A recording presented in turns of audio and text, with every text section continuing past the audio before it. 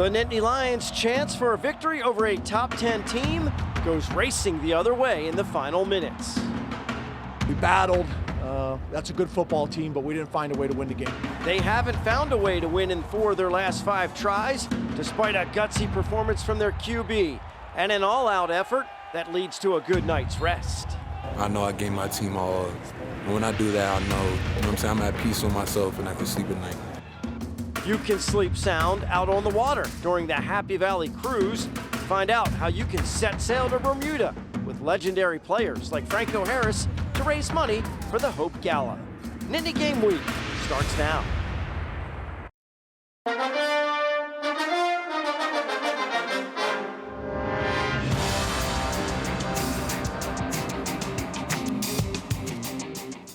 Hello, everyone, and welcome to Nittany Game Week. I'm Todd Sadowski, and these guys, well, they look very familiar, I'm sure. Jay Paterno and Tom Bradley. And unfortunately, we are dealing with a situation all too familiar in the last month and a half, another close loss for the Nittany Lions. Well, tough one, obviously, against a very, very good football team. So, you know, there's been some criticism by fans and media about some calls, but, you know, you got to give Michigan credit. Yeah, you do. They played a good game down the stretch, and it's always going to come down to, as you know, that it's always 1 to 5 plays a game that make the difference. And we got some fourth quarter discussion against Iowa, Illinois, and Ohio State. The offense shut out in the fourth quarter. This time, they score 11 points to rally, only to see the defense surrender the game-winning score in the final minutes. We start with the end of the game in our opening drive.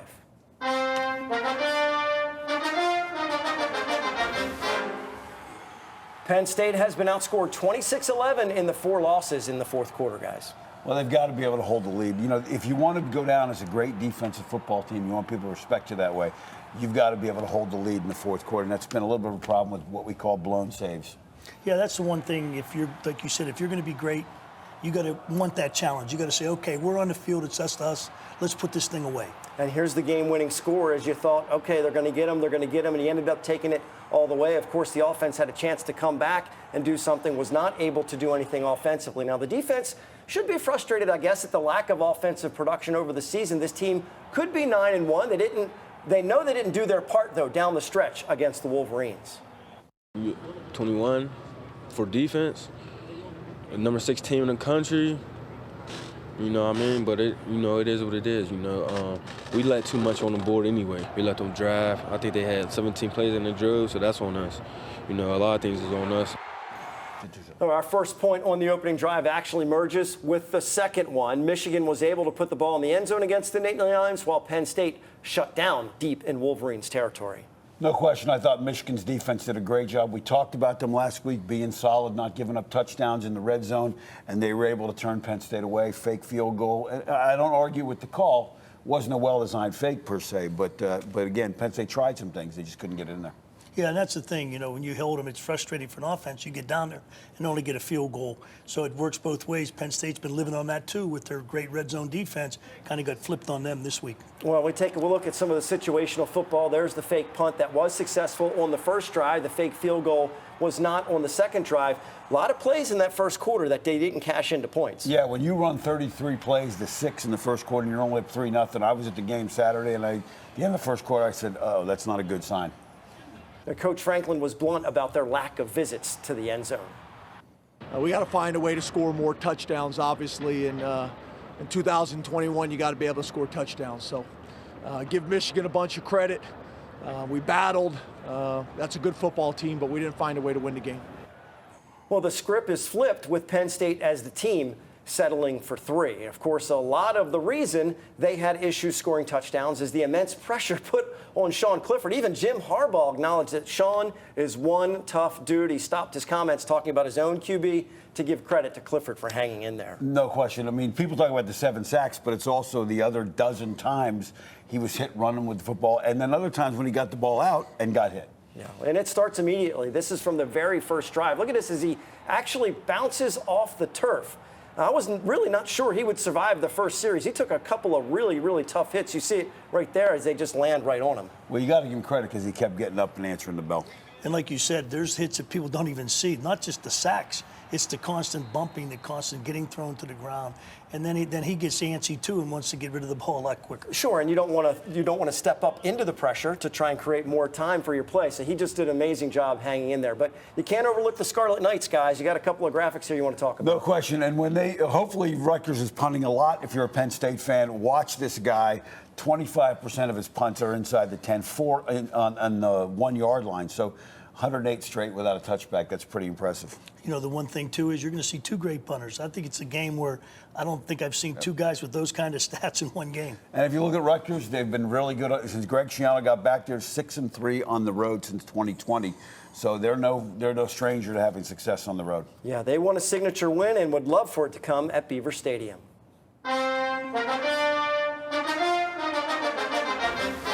Time for the scrap medal, Tom, and it's one of the seniors that will be recognized this weekend. Linebacker Ellis Brooks, 6 solo, 10 assisted tackles. He was all over the place. All over it, and you guys think I'm going to beat because I favor the linebackers. You guys always say that. I give it to the linebackers. But this guy deserves it, and not just this game, 16 tackles. That's a lot. He's had 55 over the last 5 games, okay? Give him some credit. The young man also already has a degree, and he's working on his 2nd degree in psychology. Yeah, love it, love it. And I talked to Ellis afterwards. Of course, he's disappointed with the loss, but knows he didn't leave anything out on the field Saturday. Like approaching football and playing in a way that no matter what happens at the end of the game, I'm at peace because I know I played my hardest. I know I gave my team all. And when I do that, I know, you know what I'm saying, I'm at peace with myself and I can sleep at night. And I'm sure he crashed after an exhausting I guarantee day. he slept that night. Battling with the Wolverines. Still to come, our scouting report. Here come the Scarlet Knights. You have to be careful not to have a hangover after another disappointing setback. Coach Paterno and Coach Bradley show us what to be prepared for in the final home game of 2021. Nittany Game Week returns after this. Scouting Report is sponsored by Penn State Health, giving you the care you want, where you want it. Visit PennStateHealth.org to find a provider near you.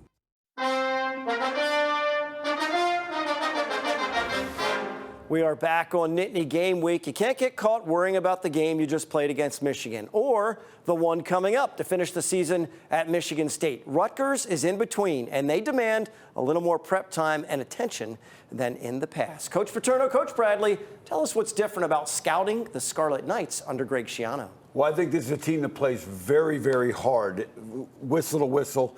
This is a team that's going to come in here with a lot of confidence because they've had some success on the road. But let's talk about their offense, Tom. And we got to start. I knew you'd do it. Big man touchdown. You couldn't help yourself, could you? Raekwon O'Neal, number 71, the left tackle. You see everybody sprint to the right.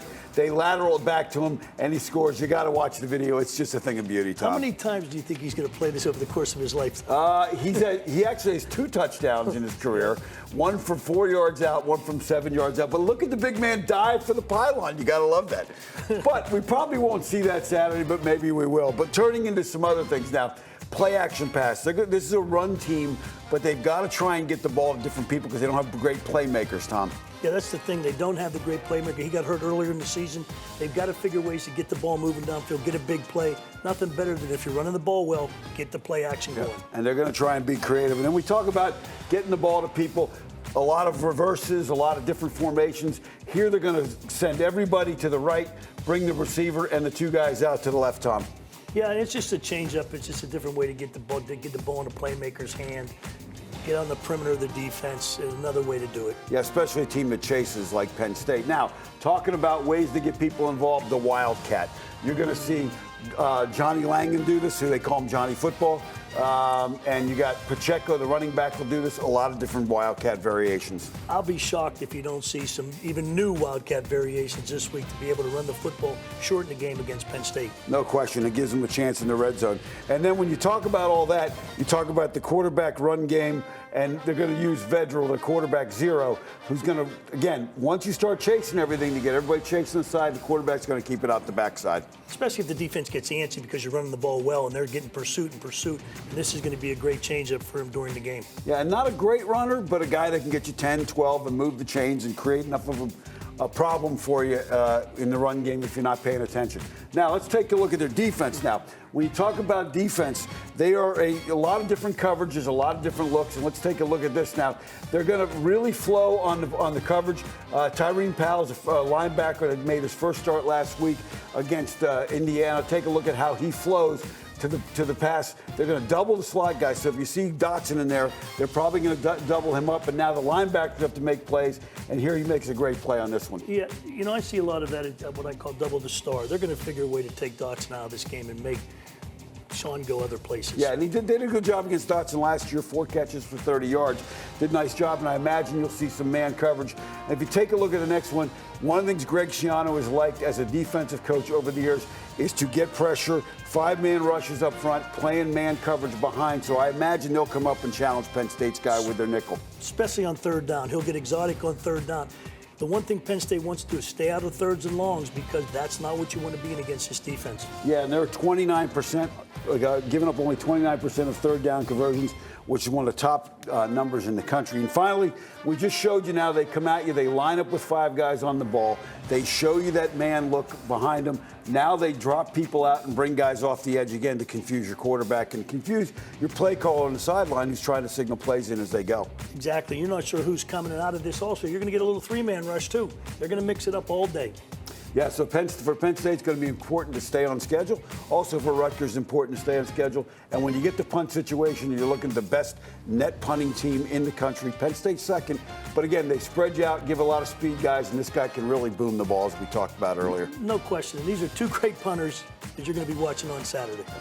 And, you know, of the 56 punts that they've had, only 2 returns have gone for more than 4 yards. And as we return things, over to you, Todd, for a long return. Well, there you have it, a breakdown of the guys from Piscataway. But here's the best thing happening in New Jersey. The Happy Valley Cruise leaves from Cape Liberty, New Jersey in June and sails to Bermuda. We stopped by a tailgate on Saturday before the Michigan game where organizers were promoting the 2022 cruise. A lot of music and dancing, and that was just at the tailgate. The cruise itself, a 5-day journey to Bermuda from June 9th to the 14th. The 2020 version was a blast with Nittany Lions legends interacting and mingling with PSU fans. And if you don't believe me, perhaps Hall of Famer Franco Harris can explain it a little better. Just the connection to Penn State, people of Penn State, that we can come and enjoy ourselves, right? Have some fun. At the same time, do some good. You know what I mean? So, like, it's a win-win all the way around. Yeah, Franco was a hit, of course, but so were the other legends, Lydell Mitchell, Jordan Norwood, Stephen Pitts, Blair Thomas, among many others. Tom, Jay, and myself will all be aboard in June. Sue Paterno, of course, is the captain. For more information, we'll have a link on our website, or you can visit happyvalleycruise.com. Time to take a break. When we come back, our Impact interview, we talk about new rules that are going to change the game and how it's governed with CBS sports writer Dennis Dodd. More Nittany Game Week after this.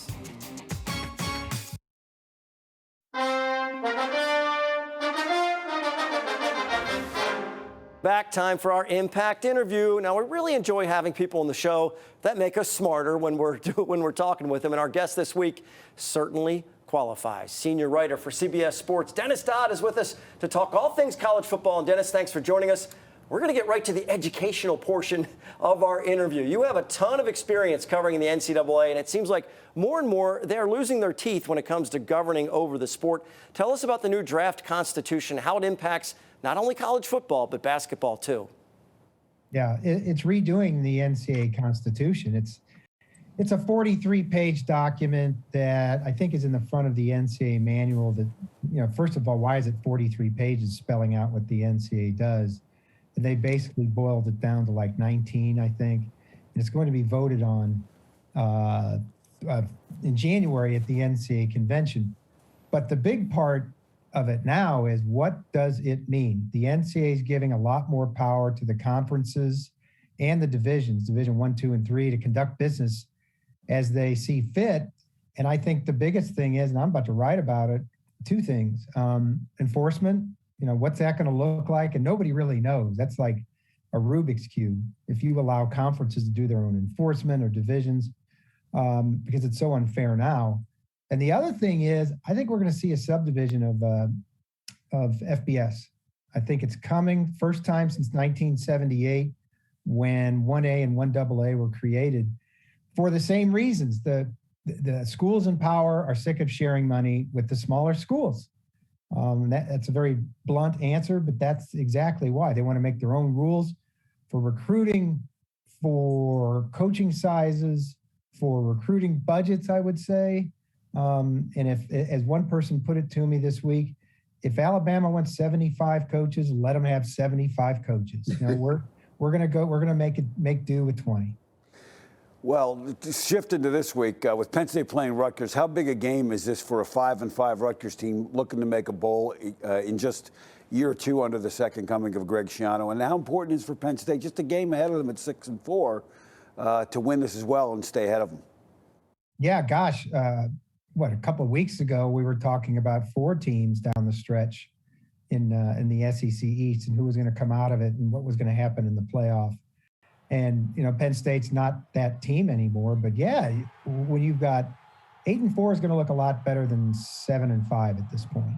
So it's huge for momentum going forward. And I think this is right. I think James is recruiting at a high level. So, yeah, and you never want to lose to Rutgers. I mean, we know what kind of shame that brings upon anybody. But you know, good for Schiano that they're in this position to maybe go to a bowl. You know, his problem, quote unquote, among others, that he's in this division with these superpowers. And how far can you get? You know, it was a little easier getting to 10 wins in the old Big East in 2006 and challenging for a BCS bid than, you know, it is now in the Big Ten. But you know, I think there's some good to take from both these programs right now. Dennis, you're generally covering the biggest game of the year, but we haven't seen you here at Penn State in Happy Valley yet. Are you surprised, given the start of the season, that Penn State has struggled the past 5 games? I am, because I was at Iowa, and that's really where the season changed. I mean, they're up 17-3. Sean Clifford gets hurt. PJ, is it Bustaford? PJ Bustaford gets hurt. That was huge, it turned out in the long run. And I'm convinced, as many others are, if Sean Clifford doesn't get hurt, Penn State wins, and they might win big. It just allowed Iowa, with a lacking offense, to kind of make inroads and finally win it late. I think that's where the season changed. But even then, you know, I think after that, to be surprised to see them in the situation they are now. Yeah, I mean, the win over Auburn was good, was big. You know, had they won Iowa, they would have been at the top or tied for the top in the East. So, yeah, I guess I am a little bit surprised. The injuries have been significant. Well, look, you're really tapped into the world of the coaching carousel. And this year it seems like someone cranked up the jack-in-the-box music and started this thing turning earlier and more often than ever. Too many specifics to jump in with all the coaches. But what are the biggest factors, do you think, are driving this incredible impatience around the country? Yeah, I've got my numbers right here because I wrote about it this week. This isn't a big year for turnover. I think the issue is just what you said. I think now 5 of the 12 coaches that have been let go so far have been let go during the season. We just didn't see that a lot. But I think now with the transfer portal, the early signing day, those two combined, you can't wait. You know, you've got to get a head start on recruiting your players, not only for signing day, but through the portal, depending on what your philosophy is, whether you want to go heavy on that or not. And it's to the point where, look, there aren't that many big names left. I counted since 2016, and this will be 7 years.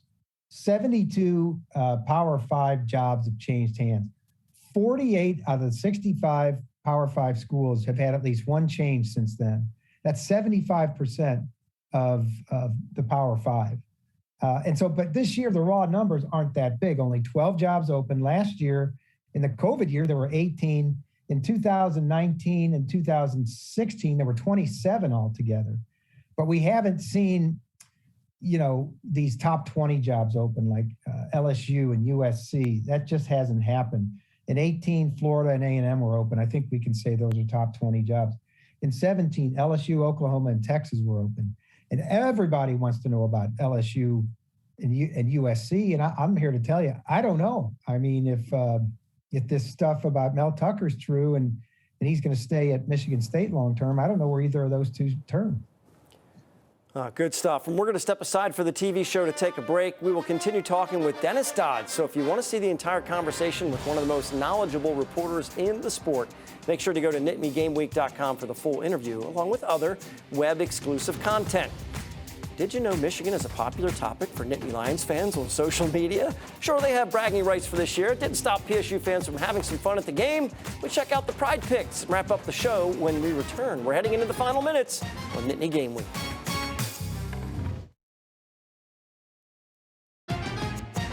We're back to wrap things up. College football playoff rankings did not change for the top 7. Big Ten sitting pretty at 4, 6, and 7. Yeah, Michigan State, topic of conversation, but it's all got to sort itself out in this backloaded schedule. These last 2 weeks are going to be something to watch. Buckeyes only have Michigan State and Michigan. There, of course, Michigan, the talk of everything at 6, still sit in front of the Spartans, who actually beat them on the field. Rutgers, players to watch. Well, I think offensively, you better watch for 21 when he comes to the game because they're probably going Wildcat. And obviously, Melton and Pacheco have played against Penn State 3 years already. Yeah, that's going to be the key, how they decide they want to run the ball against Penn State and with whom, because some of those other guys have some Wildcat experience too. And when Rutgers on defense, watch 0 at safety. Max Melton, if he matches up against Dotson. Powell is a young guy, rangy, 6'5". I think those are the guys you got to keep your eye on. You mentioned they had some success against Dotson last year. Don't fall asleep on Julius Turner. He makes plays, big plays in games. And this is a team that shut out Michigan in the second half when they played them, almost beat them. A lot to keep an eye out for. Don't miss our depth chart at NittanyGameWeek.com, which includes these local businesses. Our goal is to build a team in the community that supports the show and that you, in turn, support as a viewer to keep the hometown strong. You can see the complete and growing list on our website. And that website is NittanyGameWeek.com. The depth chart, impact interviews, other web exclusive content, all in one convenient location. You can see the show on our network of stations and then share it with everyone by sending them to the website.